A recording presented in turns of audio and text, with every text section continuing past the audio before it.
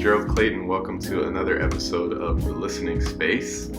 Very excited to be here again, playing some music that I love, some stuff I love to check out and listen to, and talk about some of the things I'm hearing in the music, point to specific things I want to put your ears on, all in an effort to kind of highlight some of the important values in this great music, and especially kind of geared towards all my hungry young musicians out there.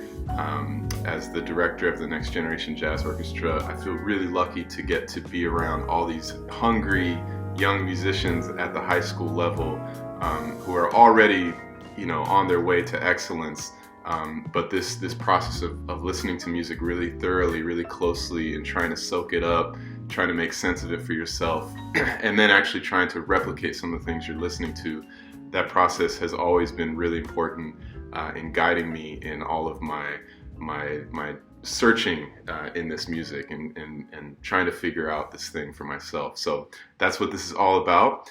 Today's episode is going to deal with approaches towards soloing.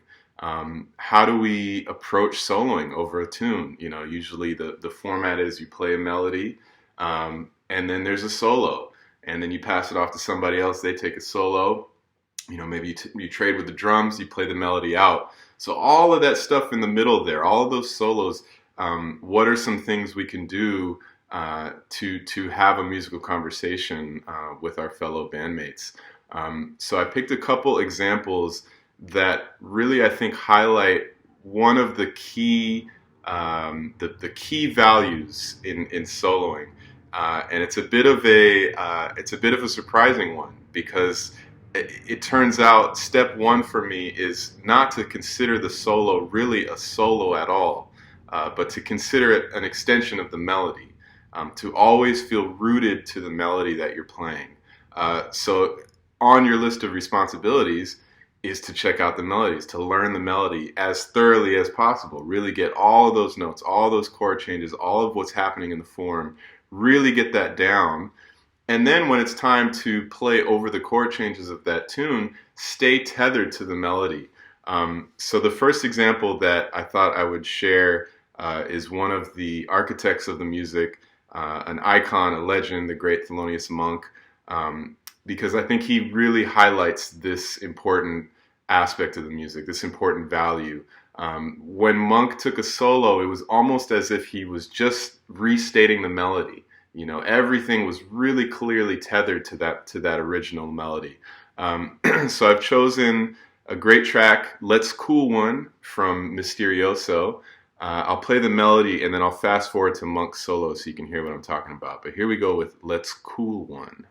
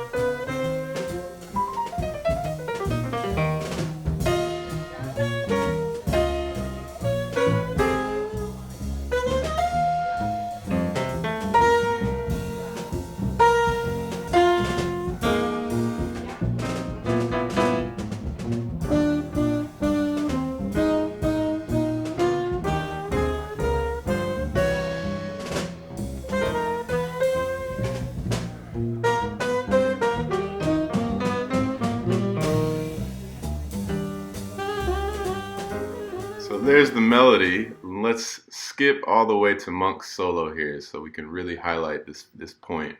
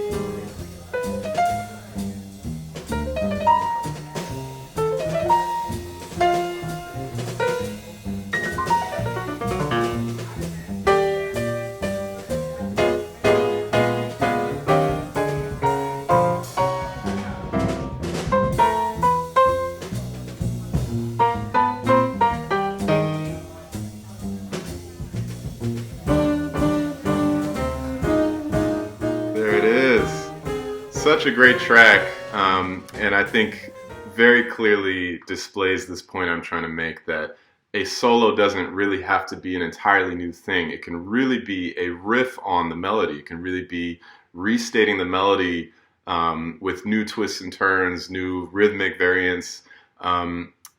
Monk definitely gets away from it, but it's usually in the spaces of those melodies. You could really hear that everything he's playing is totally tethered to that melody. So again, all my hungry young musicians out there, give this a shot. Learn this tune, learn this melody, and then see if you can play 2 or 3 choruses of a solo where really it's clear that you're tethered to the melody, that you're kind of playing with that original melodic thought, that melodic theme, and build it. So that's a great example there. Thelonious Monk is always a great cat to go to as far as really valuing that original melody. Next, I want to play another classic. This is an Oliver Nelson record called The Blues and the Abstract Truth. Oliver Nelson plays this beautiful solo on Stolen Moments, and it's a different melody. So it's not the original melody of Stolen Moments, but the way he's constructing this solo, it might as well be a new melody. One of the things I try to prompt students with is to say, like, take a solo. By the end of the solo, I want it to be clear that you remember what the beginning of the solo is. So really tell a story. Take a melodic theme and build it. Really develop that theme. Don't go all over the place, but really stick with one thing and develop that. Oliver Nelson on this solo in Stolen Moments is like the perfect example of this. So we're going to play that next. This is Oliver Nelson on Stolen Moments. Once again, I'll play the melody, stop it, and then fast forward to the solo. Here we go.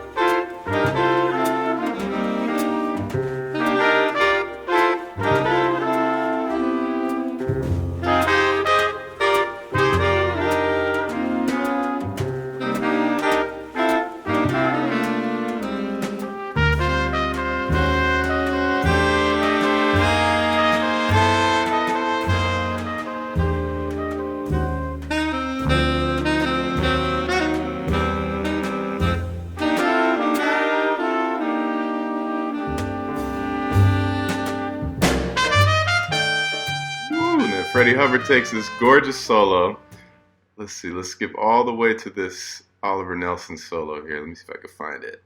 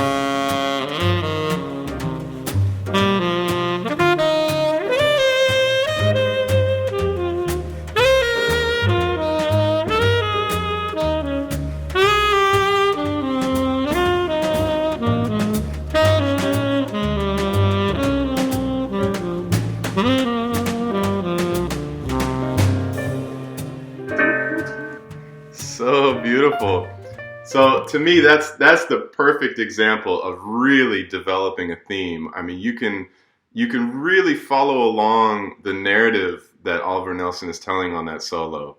Really committing to a melodic idea and just building on that. And then the next chorus comes around and there's a new melodic idea, and he really stays with that all the way through the form of the song. Just a really wonderful example of how to be a composer on the spot. It's like taking the solo and deciding to treat it as a chance to compose a new melody on the spot, in the moment.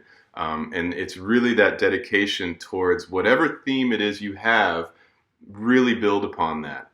So again, I encourage all of my hungry students out there, try this on for size. Take a solo, play a minor blues, and take a solo that, like I said, at the end of the solo, I want to feel connected to what you're playing at the beginning of the solo. Really take a theme and develop it as best you can, just like Oliver Nelson. So now I'm going to play another example of this that might be a little bit harder to find.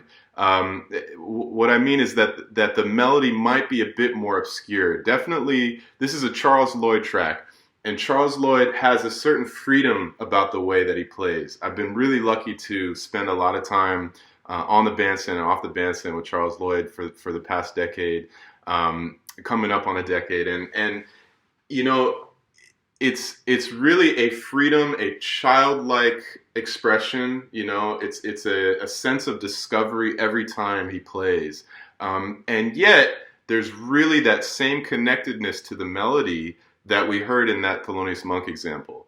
That no matter how far out we go, there's still something that connects us in some way or another to that original theme, that original melody. So I'm going to play a track from a great live record he made with Jason Moran, Reuben Rogers, and Eric Harland, one of the classic quartets. This is the first track from Rabo Danube. This is called Prometheus, also sometimes called Zoltan. So like I said, just listen for that original melody and then keep those themes in your ear while you listen to him take a solo. And you'll see that he really does return to the melody often the way that Monk did, yet in a much more sort of blank canvas free way. There's no form that they're playing over. As soon as the solo starts, it's completely open. Yet it's really connected. I think it's this really beautiful effect that I find here. So here we go with Prometheus.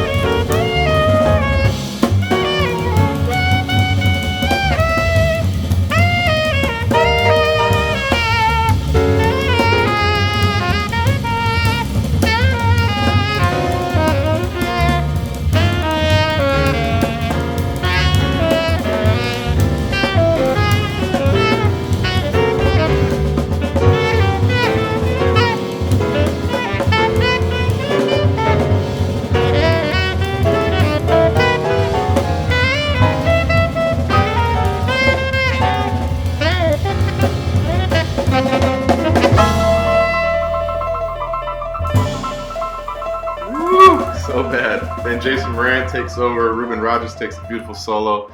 Just such a hip track. But I hope you can hear what I'm talking about. All of those kind of reminders of that original melody, really like tethered to that theme. That's going on all the time while this band is just sort of riding this complete open wave. I mean, the canvas is completely open. Like I said, there's no set chord changes to that solo form. Completely open and yet tethered at the same time. It's this really cool effect. So once again, this is me encouraging all of you hungry students out there to try this on for size. Take a melody, learn this melody, play it with the band, and say, cool, now let's play free. Let's take it completely out. And yet, let's see if we can help each other stay tethered to that original melody. So those are just a couple of examples, all really with that strong theme of don't neglect the melody. I think that's a really important value in this music. Learn the melody as thoroughly as possible, and even when you're taking a solo, find a way to make it as melodic as possible. Take a theme and really develop it, stick to it.